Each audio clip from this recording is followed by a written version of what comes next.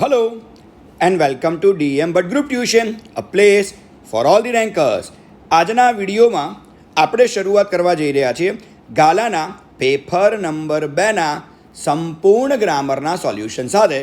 તો ચલો, without any delay we have to start with Gala paper number 2 standard 10 Gujarati medium. સૌથી પહેલાં તમને બધાને ખબર છે કે આવશે ભાઈ ટ્રુ અને ફોલ્સ. નંબર 2 પર જરા ધ્યાન કેન્દ્રિત કરું. One day Prem Chopra guided Ramsing 070 to Gopal Brothers for lifting precious gems. અહીંયા આપ્યો છે શબ્દ ગોપાલ બ્રધર્સ, ખરેખર છે ગોપાલ જ્વેલર્સ, એટલા માટે જવાબ તમારો બનવાનો છે ભાઈ બિલકુલથી ફોલ્સ. નંબર 13 તરફ આગળ વધીએ. The greatest danger of pyrotechnics is that it deals with fire. Absolutely right, જવાબ બનવાનો છે ટ્રુ. નંબર 14 તરફ આગળ વધીએ છે. Helen's teacher, Miss Sullivan, lost her eyesight completely and had become blind by the year 1935. Answer બિલકુલ છે true. હંમેશા જ્યારે પણ આવી સાલવાળા ટ્રુ ફોલ્સ આવે છે, સખત ધ્યાન રાખજો. એક હેલેન કેલરમાં છે અને બીજા ચેપ્ટર નંબર 1ની અંદર છે, તો બેટર તમારે આ બાબતોનું ધ્યાન રાખવું પડશે. નંબર 15 તરફ આગળ વધીએ છે. Games and music are inessential for physical and mental health. 100% આમ જોવા જઈએ તો આનો જવાબ આવશે ફોલ્સ, કારણ કે games and music are essential. આગળ સહેજ વધીએ છે. હવે શરૂઆત કરીએ છીએ ફંક્શન્સથી, એટલે કે લેંગ્વેજ ફંક્શનથી. નંબર 32 છે. The old man has been waiting for his turn since morning. Definitely આનો જવાબ તમારો આવવાનો છે પોઈન્ટ ઓફ ટાઈમ. જવાબ નીચે આવી રહ્યા છે, જરા ધ્યાન આપજો. Number 33, our principals advisers to write more and more papers. અહીંયા એડવાઇઝની વાત ચાલે છે. એડવાઇઝ પછી ટુ છે. ટુ પછી ક્રિયાપદનું મૂળરૂપ છે. આજ્ઞાર્થ વાક્ય ઇનડાયરેક્ટ સ્પીચ, અને જો ઇનડાયરેક્ટ સ્પીચ છે તો જવાબ આપણો બનશે reporting event. Number 34, the car was without petrol. અહીંયા એક વસ્તુનું વર્ણન કર્યું છે, એટલે અહીંયા જવાબ આવશે ઓપ્શન એ, ડિસ્ક્રાઇબિંગ થિંગ. તો અહીંયા લેંગ્વેજ ફંક્શનના તમારા જવાબ બની જાય છે point of time, reporting event અને ડિસ્ક્રાઇબિંગ થિંગ. ચલો સહેજ ઓર આગળ વધીએ છીએ. હવે આપણે લઈએ છીએ રિસ્પોન્સિસથી. Number 35, Priya, who is that boy. Nitin, describing person. હવે એબ્સોલ્યુટલી જવાબ છે option D, that is the boy whose father is our principal. બરાબર યાદ રાખજો કે જ્યારે પણ વાક્યમાં ડિસ્ક્રાઇબિંગ પર્સન આવે તો કાં તો કોઈ વ્યક્તિનું વર્ણન જોઈએ, અથવા તો હુ, હુમ અને હુઝ જેવા શબ્દો આવે જ. Number 36, Jay, excuse me, can you tell me where the post office is. Shopkeeper specifying location બતાવી રહ્યા છે. જવાબ આવશે option C, it is right opposite the clock tower. Number 37, Smit, how do you spend your summer vacation. Meet, describing past event. Definitely જવાબમાં આવશે option A, went to Shimla and stayed there for a week. Absolutely. ચાલો હવે જરા સહેજ ઓર આગળ વધીએ છીએ. Okay, શરૂઆત કરીશું ભાઈ કમ્પ્લીટ ધ સેન્ટન્સથી. જરા ધ્યાનથી જરા જોજો. કમ્પ્લીટ ધ સેન્ટન્સ બહુ જ ધ્યાન આપજો, કારણ કે આ એક ચેપ્ટર્સ એવા છે કમ્પ્લીટ ધ સેન્ટેન્સના કે જેનામાં તમારે સૌથી વધારે કોન્સન્ટ્રેટ કરવાની જરૂર છે. ચલો 38 પર જઈએ છીએ.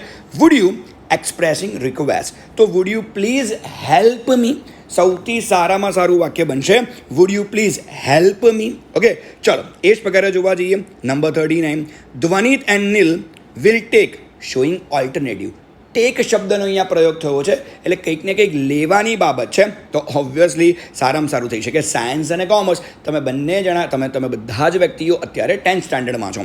જેવી રીતે ધ્વનિત અને નીલ બંને જણા છે, તો ઓબ્વિયસલી 10મા પછી કાં તો સાયન્સ લેવાનો વારો આવશે, કાં તો કોમર્સ લેવાનો વારો આવશે. તો obviously science or commerce will be the best one. અચ્છા, કોઈ માણસ મને અહીંયા એવું પૂછી શકે કે શું સર અહીંયા ટી કે કોફી લખી શકાય? તો ઓબ્વિયસલી તમે આ જગ્યાએ ટેક પછી લઈ શકો છો આઈધર પછી તમે લઈ શકો છો ટી, અથવા તો લઈ શકો છો ઓર, અને કરી શકો છો ભાઈ કોફી. તો tea or coffee can be better, કોઈ ચિંતા કરવાની જરૂર તો નથી જ. ચાલો આગળ જઈએ છે. Sachin played a great inning showing contrast. બરાબર ધ્યાન આપજો. કોન્ટ્રાસ્ટ એટલે વાક્યમાં તમારે બટ નો ઇસ્તેમાલ કરવો તો પડશે. તો જરા જુઓ, Sachin played a great inning but India lost.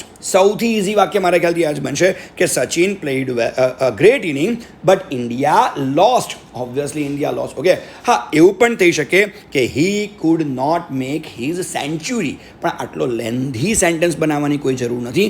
સેન્ચુરીના સ્પેલિંગમાં તમે પ્રોબ્લેમ ક્રિએટ કરો તો પણ તમારા માર્ક જઈ શકે છે. હંમેશા CTSમાં કંઈક નવું પ્રયોગ કરવા કરતાં જે ઇઝી અને સરળ, જે તમને અનુકૂળ હોય એ પ્રયોગ કરવું સૌથી વધારે અનુકૂળ રહેશે. ચલો, હવે શરૂઆત કરીએ છીએ વોકેબથી. સૌથી પહેલાં અહીંયા વોકેબ પર બહુ જ કોન્સન્ટ્રેટ કરજો. ઘણા બધા વિદ્યાર્થીઓ હંમેશા એવું માનતા હોય છે કે વોકેબ એટલે મને ટેક્સ્ટબુકનો જ પેરેગ્રાફ ઉઠાવીને આપશે અને એ જ પેરેગ્રાફ પર મારે બ્લેન્ક્સ પૂરવી પડશે. અહીંયા 2 શરતો છે. તમને એવું બી કરી શકે કે હા, ટેક્સ્ચ્યુઅલ પેરેગ્રાફ તમે જે વિચારો છો એ પ્રમાણે તમને આપી શકે, અને કદાચ એવું બની શકે કે ભાઈ ટેક્સ્ટબુકમાંથી માત્ર વોકેબ એટલે કે શબ્દો લેવામાં આવે અને પેરેગ્રાફ પોતાની જાતે એ પેપર સેટરે બનાવીને આપેલો હોય. તો આપણે બંને પ્રકારે તૈયારી કરવાની છે. ચલો, શરૂઆત કરીએ છીએ સૌથી પહેલાં 41 વોકેબથી. ઓપ્શન જરા ચેક કરી લઈએ. નેચર, પ્લેઝન્ટ અને હેલ્ધી, ત્રણમાંથી એક પણ ઓપ્શન એમાં નથી કે જેના ગુજરાતીમાં આપણને તકલીફ પડી શકે. ચલો, તો going for an early morning walk on a pleasant winter morning is good way to be healthy. Obviously શિયાળાના સવારમાં જો તમે ચાલવા જાઓ તો ઓબ્વિયસલી તમે હેલ્ધી તો બનવાના જ છો, અને શિયાળાની સવાર ઓલવેઝ હંમેશા પ્લેઝન્ટ હોય, એમાં પણ કોઈ બેમત તો છે જ નહીં. ચલો, આગળ જરા જોઈએ. I go for a walk at 5 o'clock and return home by 6 o'clock. I really enjoy the beauty of obviously nature. એટલે ઘણી બધી વખત તમે એવું માનો કે યાર બહારનો પેરેગ્રાફ આવશે, ખાલી ટેક્સ્ટબુકમાંથી વોકેબ લેશે તો શું મને તકલીફ પડશે? ના, બિલકુલ તકલીફ ન પડી શકે. એટલા માટે જ તમારે તમારી વોકેબ રોબસ્ટ એટલે કે મજબૂત રાખવાની જરૂર તો ખરી જ. ચાલો, find out the similar words. Similar વર્ડ્સની બાબતમાં હું તમને શ્યોરલી કહીશ. રેન્કર્સ ચેનલ પર એક 10thના સિમિલરનો વિડીયો છે. રોજ એને સાંભળવાનું રાખો. આઈ રિપીટ, રોજ એને સાંભળવાનું રાખો. જ્યારે પણ તમે જમવા બેસો છો કે જ્યારે પણ તમે ફ્રી બેઠા છો, એટલે તમારે હેડફોન્સ કાનમાં લગાવીને શાંતિથી એ વિડીયો સાંભળવાનો છે, જોવાની જરૂર નથી. બસ રોજ કે અઠવાડિયે 2-3 વાર એ વિડીયો તમે સાંભળો છો એટલે તમારા તમામ સિમિલર વર્ડ્સની તકલીફો ડેફિનેટલી દૂર થઈ જશે. ચાલો, અત્યારે તો ગાલાના સિમિલર વર્ડ તરફ આગળ વધીએ છીએ. 42 number, voluntarily is equal to willingly. Voluntarily means જે વસ્તુ દિલથી થતી હોય, જાતે થતી હોય તે વસ્તુ, તો ઓબ્વિયસલી વિલિંગલી આવશે. 43 તરફ આગળ વધીએ છીએ. નોટોરિયસ. નોટોરિયસ બહુ જ અલગ પ્રકારનો વર્ડ છે. નોટોરિયસ એટલે જ્યારે કોઈ વ્યક્તિ ખરાબ કાર્યો કરીને ફેમસ થાય, ખરાબ કાર્યો કરીને પ્રખ્યાત થાય, તો એવા વ્યક્તિને નોટોરિયસ કહેવાય. ગુજરાતીમાં 2 જગ્યાએ મારાથી જ ગલતી થઈ છે. પ્રખ્યાત ના થાય. ખરાબ કામો કરવાથી માણસ કુખ્યાત થાય, પ્રખ્યાત નહીં, કુખ્યાત. સારા કામ કરવાથી આપણે ફેમસ બની શકીએ, પોપ્યુલર બની શકીએ, વેલ નોન બની શકીએ. જ્યારે ખરાબ કામો કરવાથી આપણે નોટોરિયસ બની શકીએ અને બની શકીએ છે ભાઈ ઇનફેમસ. ફેમસનું વિરોધી શું થાય? Infamous, right? તો આ વસ્તુ ખરેખર યાદ રાખવા જેવી છે કે કુખ્યાત અને પ્રખ્યાત. કુખ્યાત એટલે ખરાબ કામો કરીને જે ખ્યાતિ મેળવે છે તે, એને કહેવાય નોટોરિયસ અથવા ઇનફેમસ. અને સારા કાર્યો કરીને જે વ્યક્તિ જીવનમાં આગળ જાય છે એવા વ્યક્તિઓ માટે 3 શબ્દો વાપરી શકાય: પોપ્યુલર, ફેમસ, વેલ નોન. તો બેટર યુ શુડ રિમેમ્બર. ચાલો, 44 પર જઈએ છીએ. પ્રિડિક્શન. પ્રિડિક્શન એબ્સોલ્યુટલી જવાબમાં આવશે ઓપ્શન એ, ફોરકાસ્ટ. પ્રિડિક્શન એટલે ધારણા કરવી, માની લેવું. Obviously forecast will be the same. તો 42, 43, 44 ખરેખર ધ્યાનથી યાદ રાખવાની જરૂર તો છે જ. ચાલો, turn the following dialogue into indirect speech. હવે જરા જુઓ, ઇનડાયરેક્ટ સ્પીચમાં ગાલાએ સારા એવા પ્રયોગો કર્યા છે. તો બેટર તમારું ધ્યાન હવે મારે માત્ર ને માત્ર સ્ક્રીન તરફ જ જોઈએ. ચાલો, have you seen this film Jaini? Said Prakash. Yes, twice, said Jaini. How is it? Question mark. Very nice, go and watch it. ચાલો, સૌથી પહેલાં જરા જુઓ કે અહીંયા પહેલું જ વાક્ય તમે ધ્યાનથી જુઓ તો બોલનાર વ્યક્તિ કોણ છે? પ્રકાશ. જ્યારે બીજું વાક્ય કોણ બોલે છે? ભાઈ જૈની. તો હવે ત્રીજું કોણ બોલે છે? ભાઈ પ્રકાશ. અને ચોથું કોણ બોલે છે? ભાઈ જૈની. હંમેશા એબીનો ક્રમ પકડવાનો. પહેલું વાક્ય પ્રકાશ તો બીજું વાક્ય જૈની, ત્રીજું વાક્ય પ્રકાશ તો ચોથું વાક્ય જૈની. તો આ વસ્તુનું ધ્યાન રાખજો. આવી રીતે પણ તમને બોર્ડમાં પેરેગ્રાફ પૂછાઈ શકે છે. ચલો, સૌથી પહેલાં તો પ્રકાશ વાક્ય પ્રશ્નાર્થ બનાવી રહ્યો છે, એટલે પ્રકાશ આસ્ક્ડ જૈની. હવે જરા જુઓ, અહીંયા વાક્યની શરૂઆતમાં એક પણ WH કે SW નથી, એટલે મારે 110% કંજક્શન તરીકે શું લેવાનું છે ભાઈ? ઇફ નામનો શબ્દ મારે લેવાનો છે. તો કંજક્શન તરીકે આવશે ઇફ. ઇફ પછી વાક્યમાં આવશે શી. ઓકે, કેમ શી? કારણ કે યુ કે યોર કોના પ્રમાણે ભાઈ? સાંભળનાર પ્રમાણે. અને સાંભળનાર પ્રમાણે છે તો વાક્યમાં આવશે શી. શી પછી મારે વાક્યમાં શું લેવાનું છે? હેડ નામનો શબ્દ. ઓકે, કેમ? કારણ કે હેઝનું શું થશે ભાઈ? હેડ થશે. તો if she had seen that film. અહીંયા પ્રકાશના વાક્ય પૂરા, એટલે મારે એબ્સોલ્યુટલી શું કરવું પડે?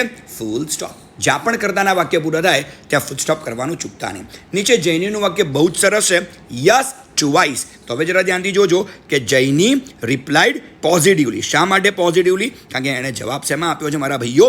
યસમાં આપ્યો છે. એટલે જૈની રિપ્લાઇડ પોઝિટિવલી. અચ્છા, પોઝિટિવલી કીધા પછી જૈની પોતાની વાત બંધ નથી કરતી. જૈની હજુ પણ કહે છે, શું કહે છે? ટ્વાઇસ. એટલે જૈની એવું કહેવા માંગે છે કે ભાઈ મેં તો આ ફિલ્મ 2 વાર જોઈ છે. તો અને આ જ વાક્ય ટ્વાઇસ. ટ્વાઇસ એ આપણું વિધાન વાક્ય છે. અને જ્યારે કોઈ પણ વાક્ય વિધાન હોય તો આપણે એને આગળના વાક્ય સાથે જોડવા માટે શું ઉપયોગમાં લેવું પડે મારા ભાઈઓ? And added that. અને એન્ડ એડેડ ધેટ પછી જ્યારે પણ ટ્વાઇસ એ ટૂંકમાં જવાબ છે, સંપૂર્ણ જવાબ આપવો હોય કોની મદદ લેવી પડશે? ઉપરના વાક્યની. એટલે ઉપરનું જે વાક્ય બન્યું ને આપણું, she had seen that film. ધ્યાનથી જુઓ, વાક્ય બન્યું ને, she had seen that film. બસ શી હેડ સીન ધેટ ફિલ્મમાં જ તમારે ટ્વાઇસ જવાબ સેટ કરવો પડે. જવાબ 2 જગ્યાએ સેટ થઈ શકે, કાં તો વાક્યની મધ્યમાં, કાં તો વાક્યના અંતે. બધાને આઈડિયા આવી જશે કે ટ્વાઇસ વાક્યના અંતે પ્રેમથી સેટ થાય છે. તો મારો અહીંયા જવાબ બનશે કે she had seen that film twice. તો બરાબર યાદ રાખજો, યસ ટ્વાઇસ. એનો જવાબ જઈ કેવી રીતે આપશે?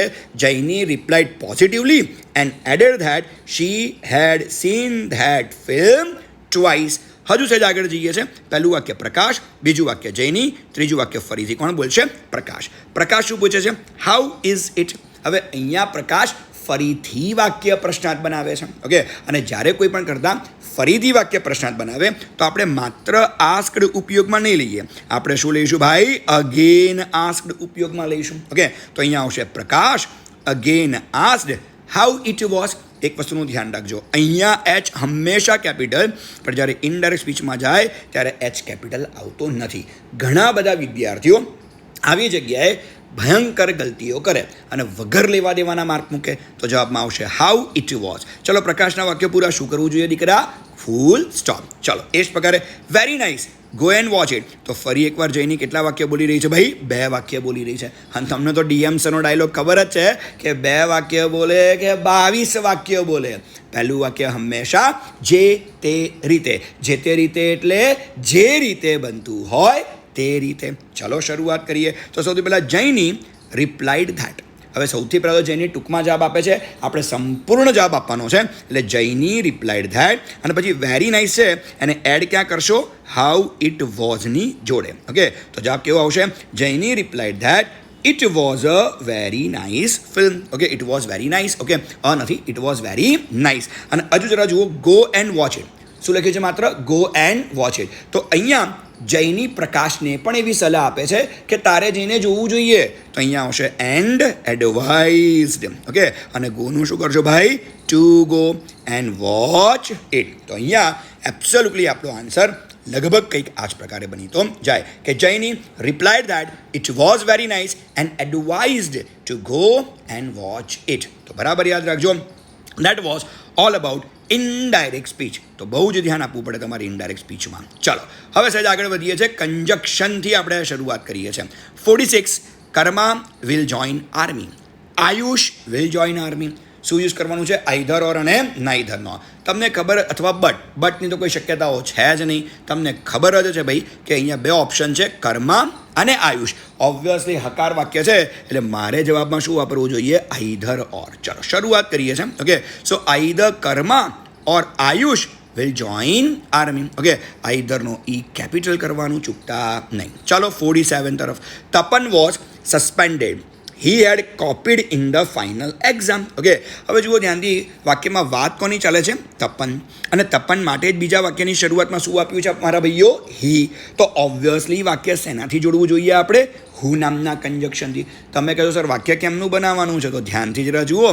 Tapan was suspended who had copied in the final exam. Okay, so simple is this. ચલો એ જ પ્રકારે number 48, Chaitali got the first rank in school. Her father bought a new mobile for her. Simple logic. Okay, કે ચૈતાલીના ફાધરે એને નવો mobile કેમ અપાયો? કારણ કે ચૈતાલીનો શું આવ્યો છે ભાઈ? પહેલો નંબર સ્કૂલમાં આવ્યો છે એટલા માટે. હવે જવાબ તો આવશે બીકોઝ, પણ તકલીફ ક્યાં છે કે Chaitali got the first rank in school એ કારણ છે, અને એને કારણે જ પરિણામ શું બન્યું છે કે એના ફાધરે એને નવો મોબાઈલ લઈ આપ્યો છે. હવે તમને તો ખબર જ છે કે બીકોઝ હંમેશા ક્યાં આવે? વાક્યની મધ્યમાં. અને અહીંયા તો પહેલું જ વાક્ય કારણ બતાવે છે. તો હવે શું કરવું પડશે? હવે આપણે સેન્ટેન્સને કરવું પડશે ઉલટ સુલટ. ડીએમ સરના ડાયલોગો હંમેશા યાદ રાખવા. ચાલો ઉલટ સુલટ કરીએ. એટલે હર ફાધર એટલે કોના ફાધર થયા? ચૈતાલીના. તો હરની જગ્યાએ શું મૂકશો? ચૈતાલી. જેવું તમે હરની જગ્યાએ ચૈતાલી મૂકશો, ચૈતાલીને શું લાગશે? Apostrophe S. તો શું બનશે? ચૈતાલીસ ફાધર. ધ્યાન આપજો, આ બહુ જ મિન્યુટ નાનામાં નાની ડિટેલ્સ છે જેનું તમારે સખત ધ્યાન આપવું પડે બાળકો. તો Chaitali's father bought her a new mobile because. હવે ફરીવાર ચૈતાલીની જગ્યાએ શું લખશો? શી. કારણ કે એકવાર ચૈતાલીનો ઉલ્લેખ થઈ ચૂક્યો છે ને વાક્યમાં, તો ફરીવાર ચૈતાલી ન લખાય. ચૈતાલીનું સર્વનામ શું લખવું પડશે? She. So because she got the first rank in school. ચાલો rewrite the paragraph correcting the underline words. ચાલો એ પણ જરા જોઈ લઈએ છે. એરર્સ છે. સૌથી પહેલી એરર આપણને આપી છે પોલ્યુટમાં. સહેજ હું પેરેગ્રાફ વાંચું છું. Planting of trees is one of the methods of reducing pollute. ના, શું કરવાનું હોય? Reduce pollution. તો જવાબ આવશે ભાઈ આપણું પોલ્યુશન. ચલો according to a study trees strong. ના, બહુ જ સુપર આપ્યું છે, ધ્યાન આપજો. ઓકે, સ્ટ્રોંગનું થશે સ્ટ્રેન્થ, કે ભાઈ વૃક્ષોની સ્ટ્રેન્થ એટલે વૃક્ષોની તાકાત પ્રદૂષણ ઘટાડી શકે છે. તો સ્ટ્રોંગનું શું બને છે? સ્ટ્રેન્થ. બહુ જ ધ્યાન આપજો, આ નાઉન એડજેક્ટિવ્સવાળા ફેરફાર છે, સખત ધ્યાન આપવું પડશે. ચલો એ જ પ્રકારે જોવા જઈએ છે. ઓકે, તો reduce the fine strength, reduce the sound levels. Okay, particularly the કન્ટિન્યુઅસલીનું શું થશે? Continuous sound of vehicles. Okay, તો અહીંયા આપણા 3 જવાબ શું બને છે? પહેલો જવાબ છે પોલ્યુશન, બીજો જવાબ છે સ્ટ્રેન્થ, અને ત્રીજો જવાબ કયો છે ભાઈ? કન્ટિન્યુઅસ. તો જ્યારે આ પ્રકારની એરર આવે છે, you have to be very much careful about that. ચલો ડુ એઝ ડિરેક્ટલી શરૂઆત કરીએ છીએ. સૌથી પહેલાં 50 નંબર પર જરા જઈએ. I like the cow very much. It gives me sweet milk. It is very kind and loving. I should not beat it. Begin like this. We like the cows. એટલે ટૂંકમાં આઈની જગ્યાએ શું કર્યું છે? વી. અને કાઉની જગ્યાએ શું કર્યું છે? કાઉઝ. એનો મતલબ મારે પેરેગ્રાફ ફેરવવાનો છે બહુવચનમાં. ચલો શરૂઆત કરી દઈએ. ઓકે, તો સૌથી પહેલાં આવશે we like the cows very much. They. કેમ? કારણ કે ઇટનું બહુવચન શું થાય? ધે. અને જેવું તમે ઇટનું ધે કરશો, ગિવ્સનું તમારે શું કરવું પડશે? ગીવ. કારણ કે એક વચનના કરતાને શું આવે? SKES. પણ બહુવચનના કરતાને ક્યારે SKES લાગતું નથી. સો ધે ગીવ અસ. મીનું શું કરશો ભાઈ? અસ. Sweet milk. મિલ્કનું બહુવચન ના થઈ શકે, જથ્થાવાચક નામ હોય એનું બહુવચન ના થઈ શકે. It is very kind. તો ઇટનું શું કરશો? ફરી એકવાર ધે. ઇઝનું શું થશે મારા ભાઈઓ? આર. કાઇન્ડ એન્ડ લવિંગ. ચાલો તો મારા, અને I should not beat it. હવે જરા જુઓ તો આઈ છે, તો આઈનું બહુવચન શું થાય? વી. આપેલું જ છે. અને ઓબ્વિયસલી અહીંયા ઇટનું બહુવચન શું થશે? ધેમ. તો બરાબર યાદ રાખજો, આપણો આખો જ પ્લુરલમાં પેરેગ્રાફ કેવો બન્યો? We like the cows very much. They give us sweet milk. They are very kind and loving. We should not beat them. ચલો હવે જઈશું 51 નંબર પર. અને 51 નંબર એટલે તમને ખબર જ છે, બિગિન લાઈક ધીસ જુઓ કે ના જુઓ, ઇટ ઇઝ વોઇસ. તો બેટર તમારું ધ્યાન માત્ર ને માત્ર મારે સ્ક્રીન પર જોઈશે. What have you boat from the book fair. હવે એકચ્યુઅલી આ સેન્ટેન્સ ગાલાએ પૂછવાની જરૂર ન હતી, કારણ કે have has plus past participle, પૂર્ણ વર્તમાન પૂર્ણ ભૂતકાળ, અને એનું પાછું પ્રશ્નાર્થ વાક્ય. હકાર સુધી ઠીક છે, પણ પ્રશ્નાર્થ પૂછવાની મારા મતથી જરૂર નહોતી. આઈ હેવ બોટ નથિંગ, હકાર વાક્ય છે. Then why why did you visit it? I visited it to pass my time. ચલો શરૂઆત કરીએ છીએ આન્સરથી. તો પહેલાં તો આવશે what has been bought by you from the book fair. કેમ what has been લેવામાં આવ્યું? કારણ કે જ્યારે પણ વાક્ય વોટથી પ્રશ્નાર્થ બનાવ્યું હોય તો વાક્યમાં કર્મ ના હોય, એટલે આવા સમયે કર્મ એક વચનનું માની લેવું અને લેવું પડશે એક વચનનું કર્મ એટલે હેઝ. તો what has been bought by you from the book fair. હવે રજૂ I have bought nothing. I have bought નથિંગમાં કર્મ કયું છે ભાઈ? નથિંગ. ઉઠાઈને ક્યાં લાવશો? વાક્યની શરૂઆતમાં. તો નથિંગ હેઝ બીન, નથિંગ જોડે હંમેશા હેઝ આવે. So nothing has been bought by me. હવે જરા જુઓ, why did you visit it? તો ધ્યાન રહેશે એમનું એમ અને વાય. ડુકેડ હશો તો એમિઝાર મૂકત, પણ ડીડ છે એટલે વોઝ મૂકીશું. તો why was it visited by you? So simple is this. Okay, તો 100% જવાબ આપણો કંઈક આ જ પ્રકારે બની જશે કે then why was it visited by you. અને છેલ્લું વાક્ય, I visited it to pass my free time. મેં આગળ પણ ઘણીવાર લેક્ચરોમાં કીધું છે, હું આજે પણ મારા બધા જ વ્યુઅર્સને કહીશ કે ઇટ કર્મ તરીકે આગળ આવી શકે છે, એનું ધ્યાન રાખજો. તો અહીંયા આવશે ઇટ. સાદો ભૂતકાળ છે, પેસિવમાં ફેરવા માટે વોઝ કે વેર, તો અહીં ઇટ જોડે આવશે વોઝ. તો it was visited by me to pass my time. To pass my time અન્ય શબ્દો છે અને અન્ય શબ્દો હંમેશા એક્ટિવમાં જ્યાં પેસિવમાં ત્યાં. એટલે તમારે જે પણ તમારા અન્ય શબ્દો છે એ જો વાક્યના અંતે આપ્યા છે તો આપણે પેસિવમાં પણ એને અંતે જ રાખવાના છે. એ વસ્તુ સહેજ પણ ભૂલતા નહીં. So that was all about do as directed. ચલો હવે શરૂઆત શેનાથી કરીએ છીએ? તો હવે શરૂઆત ભાઈ આપણે કરીએ છીએ WH કે HW ક્વેશ્ચન સી, જે તમારા ગ્રામરનું સૌથી છેલ્લું પોર્શન છે. Harsh never visited his uncle. Never શબ્દની નીચે અંડરલાઈન આપ્યું છે એટલે ઓબ્વિયસલી એવું કહી શકાય કે how often did Harsh visit his uncle. So simple is this. Did મૂકો એટલે ક્રિયાપદનું મૂળરૂપ આવશે. ચલો 53, Kiran selected the white dress. Okay, કિરણે કેવો ડ્રેસ સિલેક્ટ કર્યો છે? વ્હાઇટ. એટલે ઓબ્વિયસલી કેવો શબ્દ આવે એટલે વિચ જ લેવું જોઈએ. એટલે obviously option B, which shirt did Kiran select. Do, does કે ડીડ કોઈ પણ વાક્યમાં તમે મૂકો છો એટલે ક્રિયાપદનું મૂળરૂપ કન્ફર્મ છે. ચલો એ જ પ્રકારે જોવા જઈએ. Okay, Jatin called his friend at the office. ફરી એકવાર કોલ્ડ નામનો શબ્દ છે. કોલ્ડ એટલે સાદું ભૂતકાળ, ડીડ જ વાપરીશું. જે રીતે ઉપરના 52 નંબરના વાક્યમાં 53 નંબરના વાક્યમાં ડીડ વપરાયું, એમ 54 નંબરના વાક્યમાં પણ ડીડ વપરાશે. અને ડીડ મૂકશો એટલે ક્રિયાપદનું શું આવશે? મૂળ રૂપ આવશે. ચાલો ઓપ્શન ચેક કરી લઈએ છીએ. ઓકે, અને એટ ધી ઓફિસ તો જવાબમાં આવશે વેર, કારણ કે એટ ધી ઓફિસ સમય બતાવે છે. સો વેર ડીડ, જેવું ડીડ મૂક્યું છે એટલે કોલ્ડનું તમારે શું કરવું પડશે ભાઈ? કોલ કરવું પડે. So where did Jatin call his friend? Option C is your answer. બસ દેટ વોઝ ઓલ અબાઉટ. આજના વિડીયોમાં બસ આપણે આટલું જ રાખીશું. ચાલો, here DM3 signing off. Thank you. By.